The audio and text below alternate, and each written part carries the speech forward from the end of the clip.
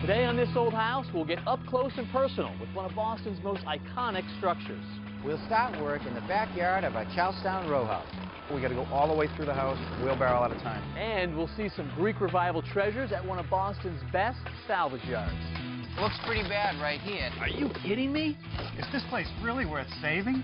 We can do better than this. Time to get to work. Nice and easy, everybody together. Oh, yeah! The right plant in the right place. Good. It's state-of-the-art. Perfectly square. All in all, a good day's work. Right here on This Old House.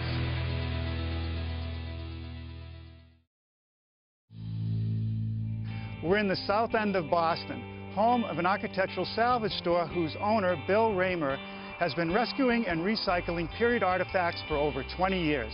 His store is filled with plenty of pieces that would be perfect for our project house. Hey, Bill. Norm, how are you? It's been a while. Yeah, how you been? Good. Now, you helped us a few years back with our Roxbury project, which wasn't far from here, with a marble mantle. I remember. Well, this time we're working on a Greek revival. Greek revival, so something in Boston, Greek revival was generally 1820 to about 1840. So I have a couple examples of the things I can show you that are Greek revival. Particularly, a feature would be columns. The fluted column with the capital top. The capital top is really the feature. So this is an example of a Doric capital top. Over here we have an example of an Ionic capital top. And these ones here are a little fancier. These are, with the acanthus leaves, these are Corinthian. Right. So there's actually three different types of capitals, and they actually represent three styles of ancient Greek architecture, which you would see on temples. Right, exactly. And another thing would be a pediment. So, like over here, I have an example of a pediment, very low profile, and another great feature of Greek revival. Right. Of course, this is an interior piece, but you would see this pediment at the top of all these structures, these temples. That's right.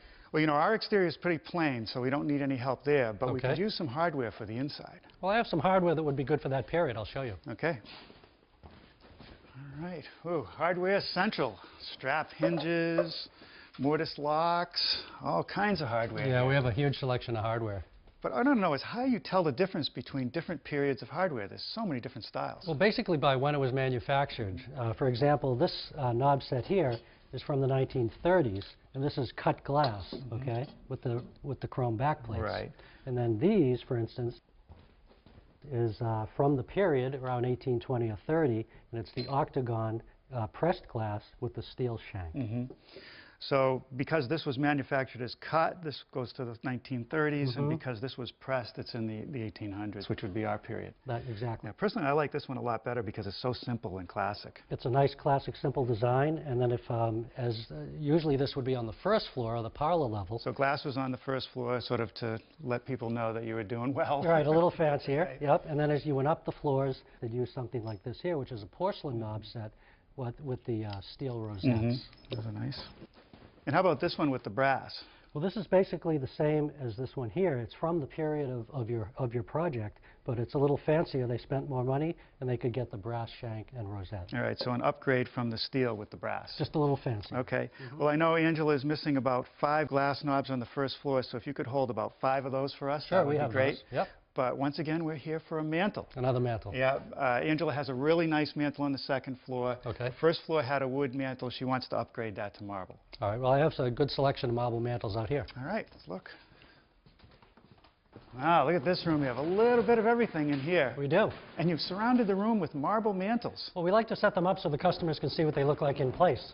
Now, I know Angela came here to look at some of these. She did. She actually looked at this one here, which is the Italian black Potoro marble, which is the black and gold. And she liked it because it had this pediment feature here, which is Greek revival. Right. Now, even though that wasn't a perfect match to her second floor, she could have gone with this. Absolutely. But things have changed. After discussions with her designer, the kitchen is going to be bright and airy, and she wants to carry that theme through the first floor. So something in white, maybe. White would work.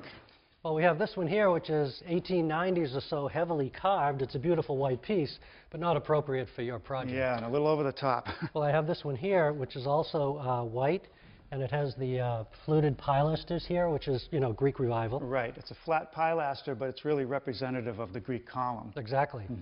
And you have the urns. Yeah, the urn is a classical design from that period. Right. The only thing is, I think the green marble, that's not going to go. Okay, well, I have another one here that's white. All right. Has a little bit of gray veining in it. It's not heavy Carrara, but it's a beautiful white marble. It has the fluted pilasters here, so, you know, that works. And again, another urn. The urn. Well, it's a nice looking piece. My only concern is it's pretty deep. You know, the room is small and you don't want to take too much space out of it.